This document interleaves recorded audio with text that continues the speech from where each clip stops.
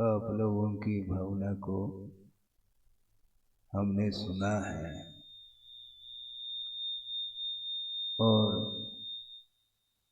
निवेदन को सुना है और आशीर्वाद जो दिया है वह निवेदन को सुन करके देखो के साथ आशीर्वाद दिया है।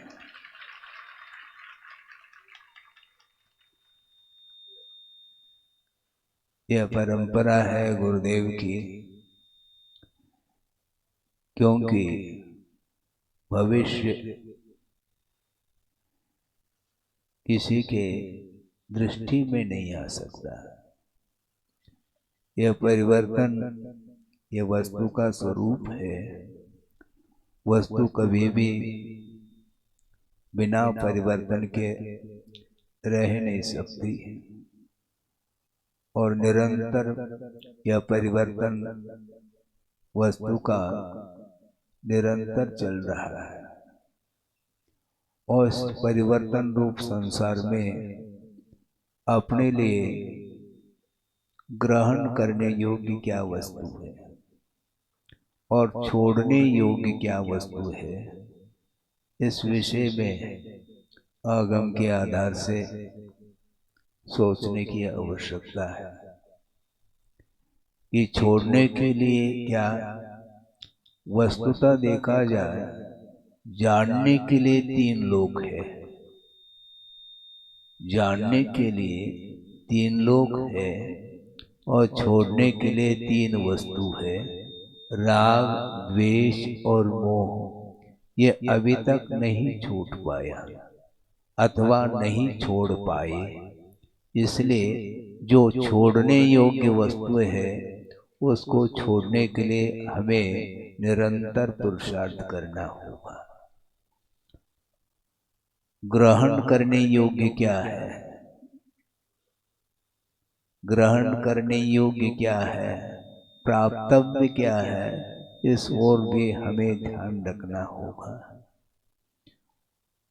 ग्रहण करने योग्य पराई वस्तु नहीं हो सकती। ग्रहण करने योग्य जो वस्तु है वह पराई नहीं हो सकती,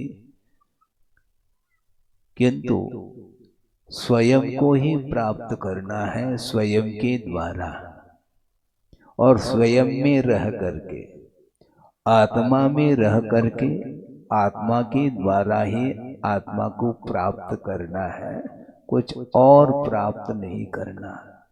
क्योंकि ज्ञेयभूत वस्तु अनंतानंत है, जानने योग्य जिसको बोलते हैं, किंतु प्रत्येक वस्तु का स्वरूप क्या है इसका परिज्ञान यदि हो जाता है एक बार, तो फिर वह ग्रहण करने योग्य वस्तु ही मात्र रह जाती है, बाकी सारे ग्रहण करने योग्य नहीं है। हेय, उपादेय और ज्ञेय ऐसे तीन हैं ये पदार्थ। ग्रहण करने योग्य जो है वह शुद्ध परमात्म तत्व है और शुद्ध परमात्म तत्व को हम तब प्राप्त कर सकते हैं जिन्होंने शुद्ध परमात्म तत्व को प्राप्त कर लिया है। उनकी आराधना, उनकी उपासना यदि हम निरंतर करते हैं तो दृष्टि हमारी निज की ओर हो सकती है। अभी तक पर की ओर दृष्टि बनी है, इसलिए एक क्षण के लिए भी वह आंख बंद करना नहीं चाहता। आप क्या देखते हैं? आपके आंखों के द्वारा क्या वस्तु देखने में आ रही है? पर पदार्थ तो है, किंतु पर पदार्थ देखने में आते हुए भी वह पौद्गलिक मटेरियल है, केवल आत्मा देखने में नहीं आती। किसी भी इंद्रिय के द्वारा आत्मा पकड़ में नहीं आती है और यदि आती भी है तो वह शुद्ध जो आत्म तत्व है वही पकड़ में आता है, जो कि वह आत्मा का स्वरूप अथवा स्वभाव नहीं हो सकता। ये जितने भी नर नारकादिक जो पर्याय हैं, ये अवस्थाएं हैं, ये अशुद्ध परिणति है आत्मा की और उसको वह जानता है, वह फूला नहीं समाता। प्रत्येक व्यक्ति, जहां तक मैं समझता हूं, अपवाद अलग है, किंतु प्राय प्रत्येक व्यक्ति सुबह उठ करके दर्शन करता है प्रभु का, बाद में पहले किसका दर्शन करता है? मोबाइल तो छोड़ो, उठ करके आईने में अपने मुख का दर्शन करता है? कहते हैं ना। और आज उसके बिना बाहर कैसे जाए? मुख कैसा है? अपने मुख का दर्शन करने के लिए भी आप स्वतंत्र नहीं हैं। दर्पण के बिना अपने मुख का अवलोकन संभव नहीं है, और उस दर्पण के माध्यम से मुख का अवलोकन करते हैं, और जहां पर कालिमा है उसको आप दूर करते हैं।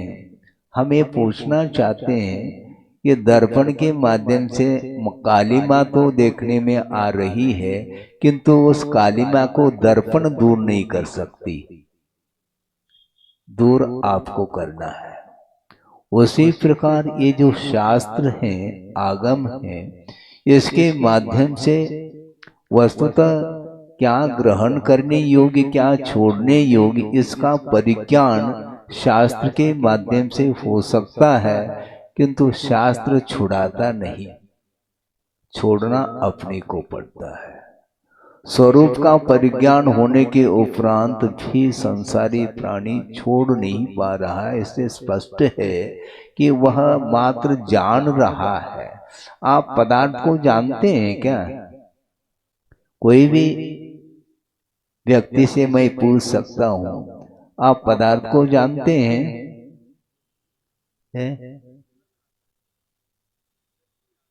दृष्टि में पदार्थ आ रहा है क्या? यही तो पूछना है। बहुत कठिन है, वस्तु को जानना बहुत कठिन है। आप वस्तु को जानते हैं, किंतु जानते हुए भी इष्टानिष्ट के रूप में जानते हैं। आपका ज्ञान वस्तुतः वस्तु से प्रभावित है। वस्तु को जानना, मात्र जानना बहुत कठिन हो जाएगा। या तो संसारी प्राणी हर्ष विषाद के साथ जानता, अथवा इष्टानिष्ट के साथ जानता, अथवा मेरे तेरे के रूप में जानता है। ये जानना नहीं माना जाता है। जैसा वस्तु का स्वरूप है उसको उसी रूप में जानना चाहिए। एक प्रसंग आपके सामने रख रहा हूं, बहुत पुराना प्रसंग है। ये सारे प्रसंग गुरुदेव के सामने, उन्हीं के माध्यम से हमें प्राप्त हुए हैं। एक बार प्रवचन कर रहे थे गुरुदेव, और उन्होंने प्रवचन के पूर्व में थोड़ा सा इशारा किया था, घड़ी। तो उन्होंने घड़ी ला करके रख दी और पीछे जाकर के बैठ गए। और प्रवचन जब पूर्ण हो गया तो वह व्यक्ति तुरंत आया और ले गया, जबकि उस घड़ी से गुरुदेव का जो संबंध है बहुत निकट संबंध था। इसके उपरांत भी उतनी दूर जो बैठा है अंतिम पंक्ति में, वह आकर के घड़ी को लेकर के गया। क्यों ऐसा? क्यों? घड़ी को जानती कि नहीं? घड़ी को तो घड़ी के रूप में जानो ना। उसका जो स्वामी है, यह मोह का परिणाम। वस्तु को, घड़ी को घड़ी जानना ये तो मात्र ज्ञान कहलाता है, किंतु उसके प्रति जो स्वामित्व भाव है, यही मोह की परिणति है। इसके कारण ही आत्म तत्व छूट जाता है और पर वस्तु हाथ लगती है। हमारा ये कहना है, वैसे तो आप लोग स्वाध्याय आदि करते होंगे और करना चाहिए, कि आगम में वस्तु का स्वरूप किस प्रकार प्ररूपित है उस पर ध्यान देने की आवश्यकता है। हम किसको सजा रहे हैं? हम शरीर को अलंकृत कर रहे हैं, जबकि शरीर सप्त धातु में है, उसको समुद्र का पानी भी कम पड़ेगा, उसके माध्यम से शरीर कभी भी स्वच्छ निर्मल नहीं हो सकता। इसलिए एक श्लोक आपके सामने रख रहा हूं, आगम में वह आया है कि आत्मा को नदी की उपमा दी है। आत्मा नदी संयम तोय पूर्णा, आत्मा नदी संयम तोय पूर्णा, सत्यावहा शील तटा दयोर्मी, तत्राव गाहम कुरु पांडु पुत्र, नवारिना शुद्धति चांतरात्मा। अंतरात्मा कभी भी वारी अर्थात जल से शुद्ध नहीं हो सकती। इसलिए कहां पर अवगान करो हे पांडुपुत्र, पांडवों के लिए यह संबोधन है कि आत्मा ही नदी है, उसमें अवगान करने का पुरुषार्थ करो। और वह नदी, आत्मा को नदी की उपमा दी है। नदी में पानी भी होना चाहिए, तो संयम तोय पूर्णा, संयम रूपी तोय अर्थात जल से वह नदी परिपूर्ण है। तो नदी है तो जल है, तो संयम रूपी जल से वह नदी, और सत्या शील तटा, शील रूपी तट है दोनों तरफ, और सत्यावहा सत्य रूपी जिसका प्रवाह है, और उर्मी अर्थात तरंगे कौन सी उत्पन्न हो रही है आत्मरूपी नदी में, दया उर्मी, दया रूपी तरंगे जिसमें उत्पन्न हो रही हैं, ऐसे आत्मरूपी नदी में तुम अवगान कर लो। क्योंकि जो आत्मा है वह कभी भी अंतरात्मा वारिना न शुद्धति, जल के द्वारा आत्मा की शुद्धि संभव नहीं है। इसलिए शरीर को धोना बहुत अनंत काल से धोते आए हैं, और कितना धोओगे। इसका अर्थ ये नहीं समझना चाहिए कि हम शुद्धि न कर ले। महाराज आप ही तो बोलते हैं मन शुद्धि, वचन शुद्धि, काय शुद्धि। हम काय की शुद्धि काय से करें? शरीर की शुद्धि हम किससे करें? यह शुद्धि अलग वस्तु, किंतु बार बार आप जो शरीर को अलंकृत करना चाह रहे हैं तो वह संभव नहीं है। देव गुरु शास्त्र की आराधना की अपेक्षा से शुद्धिकरण के भी आवश्यक है। शरीर को प्रक्षालित करना पड़ता है। मल विसर्जन करते हैं तो उसके उपरांत भी शुद्धि होती है। स्नान आदि क्रियाएं आप लोग करते हैं, उसका निषेध नहीं, किंतु वस्तुतः देखा जाए ऐसे ऐसे वस्तुओं का इस्तेमाल करते हैं शरीर के शुद्धिकरण के लिए, उसकी कोई आवश्यकता नहीं है। जो हिंसात्मक तरीके से जो उत्पन्न होते हैं, कौन से वो है? अशुद्ध है ना, तो वही खरीदते हैं ना। साबुन है, हमाम क्या क्या क्या बोलते हैं आप लोग, वो सब क्या है? वो लाइव बॉय में सुना था हमने। ये सब क्या है? शैम्पू है, क्रीम, पाउडर, लिपस्टिक, वो ये सब, ये सब क्या है? इसका प्रोडक्शन, इसका उत्पादन किससे होता है? सुना तो हमने भी है।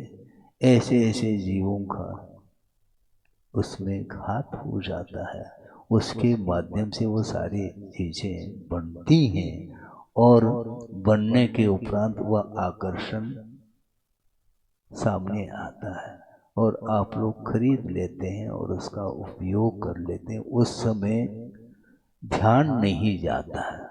स्वाध्याय करते समय तो बहुत कुछ बातें हम पढ़ लेते हैं, सुन लेते हैं, समझ लेते हैं, किंतु जो जीवन में जो उपयोग में आ रही हैं तो उनकी ओर दृष्टि भी तो रखो। एक जीव का घात हो और उसके माध्यम से हम अपने शरीर के लिए उसका उपयोग कर लें तो हमारा जीवन कैसा चल रहा है। इसके उपरांत भी वह धूमिल हो जाता है। कर्पूर है, कुमकुम है, चंदन है, आदि आदि, ये जितने भी सुगंधित वस्तु हैं, इन वस्तुओं के संपर्क में, किसके संपर्क में, शरीर के संपर्क में आकर के ये सारे सारे सुगंधित वस्तु दुर्गंधमय हो जाती है। इसके उपरांत भी शरीर के प्रति इसका जो लगाव है ये अनंत कालीन लगाव है। सुनना बहुत अच्छा, सुनने में तो बहुत अच्छा लगता है, क्या प्रवचन है महाराज आपका, गजब हो गया, अच्छा ठीक है। उसके बाद भी जीवन किस रूप में चल रहा है अपना, पर्सनालिटी की बात करते हैं। शरीर पुष्ट हो जाता है तो मन भी पुष्ट हो जाता है, मन प्रफुल्लित हो जाता है। इसको बोलते मोह का प्रभाव है। वह शरीर चाहे दुबला हो, चाहे पतला हो, चाहे मोटा हो, कुछ भी हो, लेकिन शरीर की ओर दृष्टि जाती है। सम्यक दर्शन उत्पन्न होने के उपरांत भी यह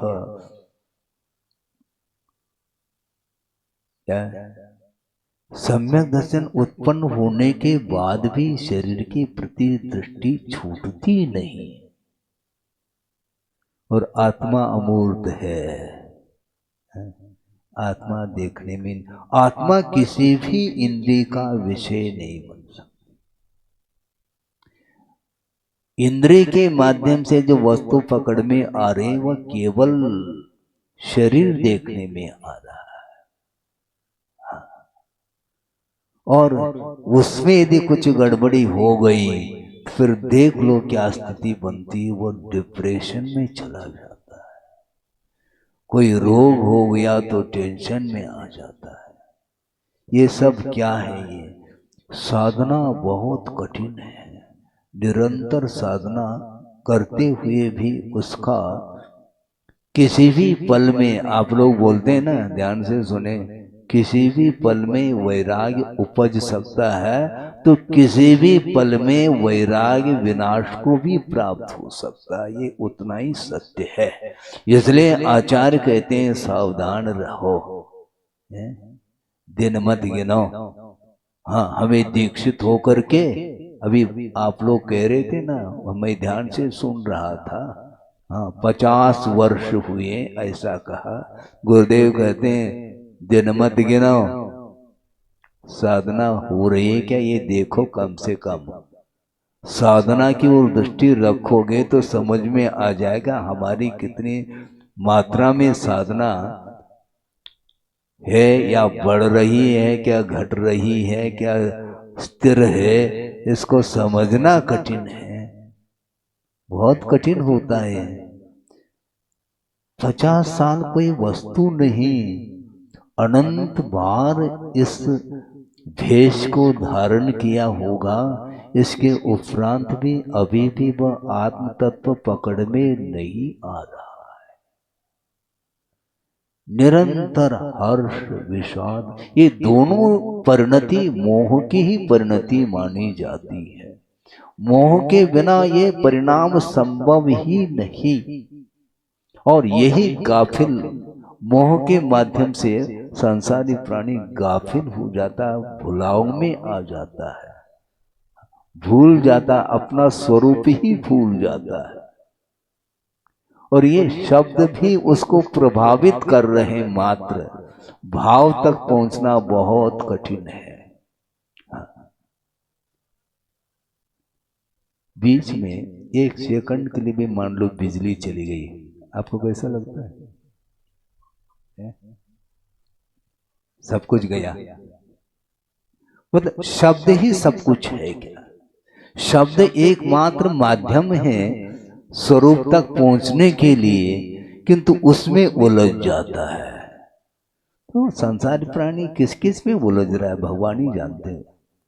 पांचों इंद्रियों के विषय हैं और ये इन विषयों में उलझा हुआ है, और जब तक यह उलझन रहेगा तब तक स्वरूप का परिज्ञान संभव ही नहीं। ज्ञान का अर्थ यहाँ पर संवेदन से प्रयोजन है। हाँ, संवेदन हम फील क्या करते हैं, ये सब पर है कहना बहुत आसान है। पर कहना आसान है, किंतु कोई उठा ले तो फिर देख लो कोर्ट कचहरी। मैं तो शुद्ध परमात्मा तत्व हूं, किसको सुना रहे हूं? अपने आप को स्वरूप संबोधन कर रहे हैं क्या? मैं तो अकेला हूं, शुद्ध हूं, बुद्ध हूं। इसके बाद भी दृष्टि भीतर क्यों नहीं टिक पाती? ये भूमिकाएं अलग अलग हैं, इसलिए आप लोगों की भूमिका अलग है, श्रवण की भूमिका अलग है। इसलिए अविरत दशा में सम्यक दर्शन तो उत्पन्न होना संभव है। सम्यक दर्शन का अर्थ और कोई सॉलिड वस्तु नहीं, किंतु वस्तु तत्व का जैसा स्वरूप है उसको उस रूप में श्रद्धान भर कर लेता है। किंतु श्रद्धान भर कर लेता है, किंतु संवेदन किसका करता है? गृहस्थ किसका करता है? किसका करता है? श्रद्धान और संवेदन दोनों भिन्न भिन्न वस्तु है। श्रद्धान अर्थात हे को हे के रूप में श्रद्धान कर रहा है, उपादेय को उपादेय के रूप में श्रद्धान कर रहा है, किंतु श्रद्धान करते हुए भी पर वस्तु के प्रति जो आकर्षण है वह छूट नहीं रहा है। इसी को बोलते मोह है। इस मोह को समाप्त करने के लिए श्रद्धान की भी आवश्यकता है। श्रद्धान होने के उपरांत भी पर को पर के रूप में जानते हुए भी उसको उठाने का जो भाव है यह अज्ञान भाव है, ऐसा स्वयं कुंद कुंद स्वामी कह रहे हैं। सम्यक दर्शन प्राप्त होते ही उसका ज्ञान समीचीन हो जाता है, श्रद्धान के रूप में हो जाता है, किंतु अभी भी असंयम की भूमिका में जो रहता है वह ग्रहण करता रहता है। कल भी हमने बात कही थी कि 83 लाख पूर्व बहुत लंबा चौड़ा काल कहलाता है। इतने काल तक वो वृषभनाथ युग के आदि में कहाँ से उतरे थे? वो सर्वार सिद्धि से उनका यहाँ पर जन्म हुआ, और उसके उपरांत 83 लाख पूर्व तक करते क्या रहे? वो शायद सम्यक दर्शन है, अवधि ज्ञान है, और उसी भाव से मुक्त होना ये भी उनके ज्ञान में ही, अवधि ज्ञान में सब कुछ है। इसके बावजूद भी आकर्षण, ये आकर्षण विकर्षण ये भयंकर रूप है। ये हमने सुना था बुंदेलखंड में पंक्ति, हमने पढ़ी सुनी भी है, सुन करके हमें आश्चर्य सा लगता है। क्या है? आपको ज्ञात तो है, लेकिन उस प्रसंग के अनुरूप आपको याद नहीं आता है।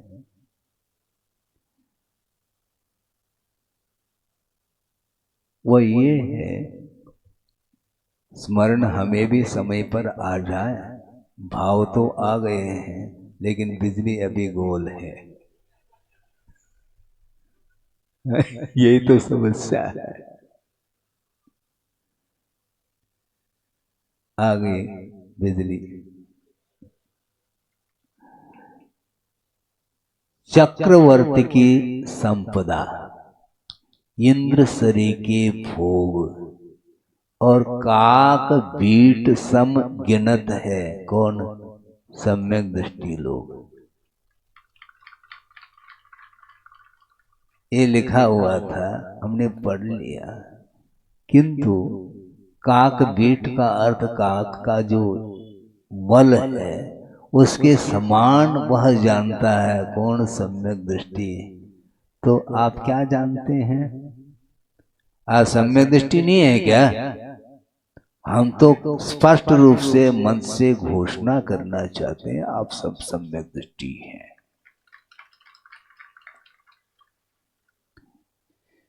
किंतु कर्णान योग की दृष्टि से कौन सम्यक दृष्टि कौन मिथ्या दृष्टि इसका आकलन संभव नहीं है। किंतु वस्तुतः आप सब लोग सच्चे देव गुरु शास्त्र की उपासना करने में तत्पर हैं। ग्रहित मिथ्यात्व समाप्त हो चुका है और अग्रहित मिथ्यात्व है क्या नहीं ये अलग विषय है। किंतु चरणान योग की पद्धति से देव गुरु शास्त्र की आराधना या उनको छोड़ करके अन्य सरागी देवी देवताओं की उपासना आप लोग नहीं करते हैं। इस अपेक्षा से सम्यक दृष्टि तो है, किंतु वह काक बीट सम गिनत है सम्यक दृष्टि लोग। वो कौन सा सम्यक दृष्टि है? चक्रवर्ती की संपदा। पर चक्रवर्ती को वैराग्य हो जाना चाहिए था। संपदा तो उसी के पास है ना, 84 लाख हाथी। आपको ये हाथी देखने को नहीं मिल रहा है बारात में।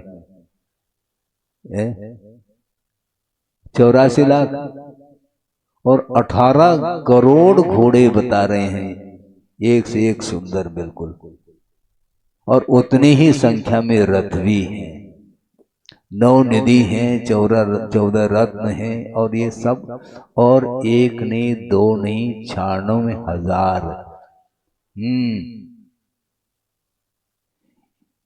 ये वैभव उसके पास है क्या? नहीं, चक्रवर्ती की बात उसी की संपदा है, षटखंड अधिपति है, और वह सम्यक दृष्टि है और सम्यक दर्शन भी क्षायिक है उसके पास। इसके बाद भी वह काक बीट के समान समझ नहीं पा रहा है। अभी भी ये ध्यान रखो, काक बीट सम जिस समय गिन जाए वो, तो फिर वह रुक नहीं पाएगा वहां पर।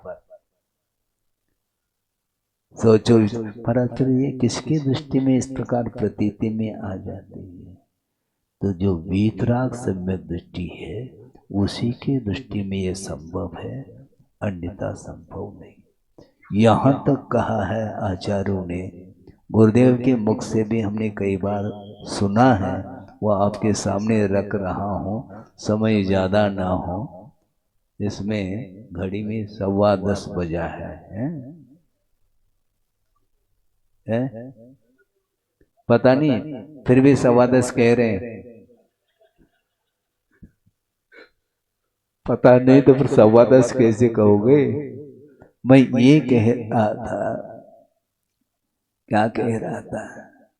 गुरुदेव का ये कहना है कि श्रवण स्वाध्याय करता है, तत्व चिंतन करता है, उपदेश देता है, विहार आदि कर लेता है, यहाँ तक तो ठीक है। किंतु श्रवण जिस समय आहार की क्रिया को संपन्न करता है उस समय भी उसकी निद्रा जारी रहती है। यहाँ तक गुरुदेव ने अपने मुख से कहा, श्रवण जब आहार ग्रहण करता उस समय भी वह स्वाध्याय कर रहा होता है। हाँ, ये कैसा संभव महाराज? ये तो समझना है। नवधा भक्ति पूर्वक आहार लेंगे, ये शर्त है। एक भी यदि भक्ति में कमी हो गई तो भक्ति नहीं संभव, वो लौटेंगे वो नवधा भक्ति पूर्वक। और वह पढ़वान करके ले गया है दाता, बड़े विनम्रता और भक्ति के साथ, विनय अनुनय के साथ वह सब कुछ पूजन अर्चन आदि संपन्न कर लिया। अब खड़े हुए हैं श्रवण, और आपने संशोधन करके आहार कर पात्र में दे दिया। अब सीधा ले ले, महाराज हमने तो संशोधन कर लिया ना, हमार 2 बार 3 बार कर लिया महाराज। और दूसरी बात यह है कि आहार जल शुद्ध है ऐसा कह भी दिया, फिर भी हमारे ऊपर आपका विश्वास क्यों नहीं होता? विश्वास तो है, आहार जल शुद्ध है, किंतु प्रूफ रीडिंग ये आवश्यक है। जब ये येषणा समिति इसी को बोलते हैं, आपने तो संशोधन कर लिया, किंतु एक बार हम भी अपने येषणा समिति, ये समिति संशोधन करना आवश्यक है। तो उस समय क्या कर रहा है वो? स्वाध्याय नहीं कर रहा है क्या? येषणा समिति का पालन कर रहा है? और ग्रास जब मुख में आ जाता है उस समय क्या करेगा?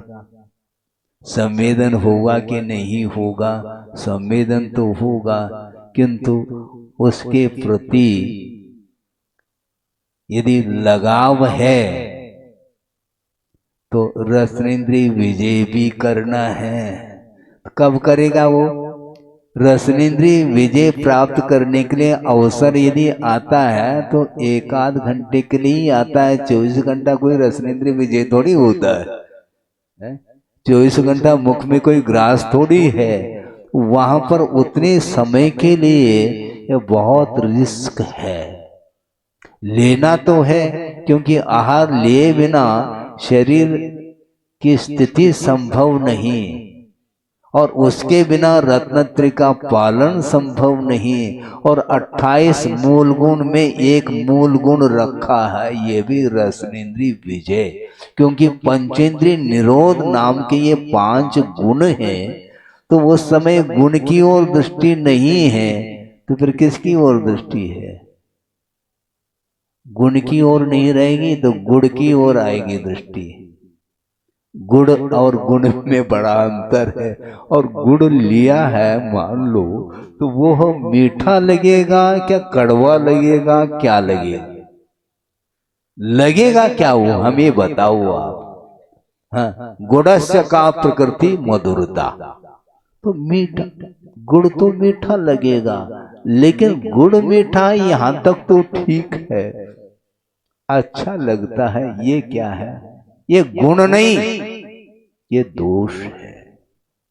इसलिए हमने कहा था ना कि आप पदार्थ को जान नहीं सकोगे। अच्छे और बुरे के रूप में यदि जान रहे हैं तो वह निर्जरा और संवर के लिए कारण नहीं बन सकता। ये बहुत कठिन काम है ये श्रवण के लिए भी। हाँ, इसलिए पंचेंद्रिय निरोध के साथ ये सारी क्रियाएं उनकी संपन्न होती हैं। इसलिए निरंतर जो है ये असंख्य कर्मों की निर्जरा जो हो रही है वो खेल थोड़ी है, वो बहुत कठिन है।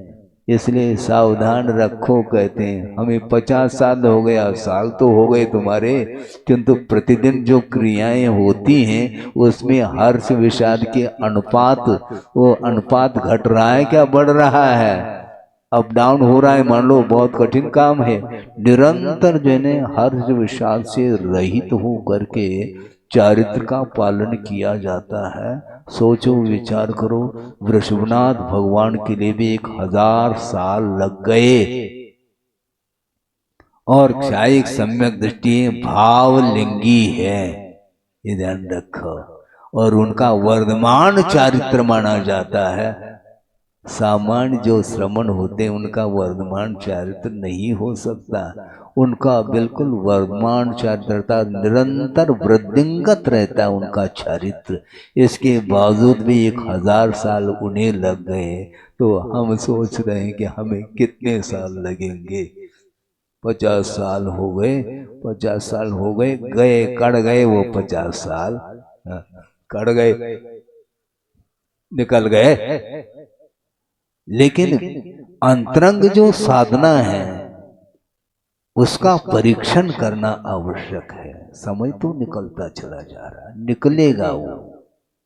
शारीरिक साधना अलग वस्तु, और अंतरंग जो साधना है जिसके माध्यम से, और बहिरंग जो साधना है वह अंतरंग साधना के विकास के लिए ही वह साधकतम है। किंतु अंतरंग साधना यदि मान लो हमारी वृद्धिंगत नहीं हो रही साधना, तो बहिरंग साधना तो निकलती चली जाती है। पूर्व कोटि तक साधना करने के उपरांत भी केवल ज्ञान हो, ये अनिवार्य नहीं है। इसलिए हमेशा मान लो वहां तक पहुंच नहीं पा रहे हैं, कोई बाधा नहीं, किंतु कम से कम बैठे बैठे इस प्रकार निरंतर जो है विशुद्धि बनाए रखेंगे तो साधना में विकास हो सकता है। इसलिए गुरुदेव ने ये कहा था कि अंतरंग साधना को प्रमुखता देनी चाहिए, और उसके लिए शारीरिक जो कुछ भी आगम के अनुरूप साधना यथा योग्य साधना करे, इसमें कोई बाधा नहीं। इससे स्पष्ट है कि जब श्रवण के लिए भी इतनी कठिनाई हो रही है तो आपकी क्या स्थिति बनेगी, श्रावक की क्या स्थिति बनेगी। महाराज फिर हमारे लिए कोई उपदेश है क्या? नहीं कि केवल श्रवण की ही बात करना चाहते हैं, आपके लिए भी करना चाहता हूँ। दोनों मिक्स, श्रवण की भी बात करता हूँ और गृहस्थ की भी बात करता हूँ। आप लोग समय पर और मिल जाए समय, अभी तो 10:30 बजने को है, इतना ही पर्याप्त समझता हूँ, क्योंकि ये विषय चलेगा, ये रामायण बहुत लंबा चौड़ा है ये। हाँ, इसलिए तो महाराज हम लोगों ने कहा शीतकाल की स्थापना कर लो। जोरदार तालियां बजाइए। तो सुनो, ताली नहीं बजाओ, इसलिए आप कह रहे ना महाराज ये बहुत रामायण है, एक दिन में तो होना नहीं है, इसलिए कछु तो परसो हमें। ये कैसे परोसेंगे, उसको बहुत समय लगेगा, क्योंकि स्वाध्याय निरंतर करेंगे तो भिन्न भिन्न प्रसंग, भिन्न भिन्न विषयों पर ये सारा वस्तु तत्व का विश्लेषण आगम में बहुत अच्छे ढंग से किया है। तो हमें और कुछ नहीं करना, संक्षेप में मोह कम हो रहा है क्या बढ़ रहा है, इसका परीक्षण आपको करना है। चाहे आप हो चाहे श्रवण हो, अपनी अपनी भूमिका के अनुरूप ये राग देश की मात्रा कम हो रही है कि बढ़ रही, इसका निरीक्षण परीक्षण करने की आवश्यकता है, क्योंकि इसके माध्यम से ही कर्म का आश्रव होता है। किंतु कर्म के आश्रव को रोकने के लिए जो साधन बताए हैं, उनको यथाशक्ति उन साधनों का आलम्बन लेते हुए यदि साधना करेंगे तो निश्चित रूप से शुद्ध जो परमात्मा तत्व है, जो ध्येय है, अर्थात उसको प्राप्तव्य माना है, ग्रहण करने योग्य है, उसको प्राप्त करने के लिए सब कुछ साधना है। इतना ही पर्याप्त है। अहिंसा परमो धर्म की जय। बोधि समाधि परिणाम शुद्धि स्वात्मोपलब्धि शोक शुद्धि चिंतामणिम चिंतित वस्तुदाने त्वामंद मानस्य ममास्तु देव।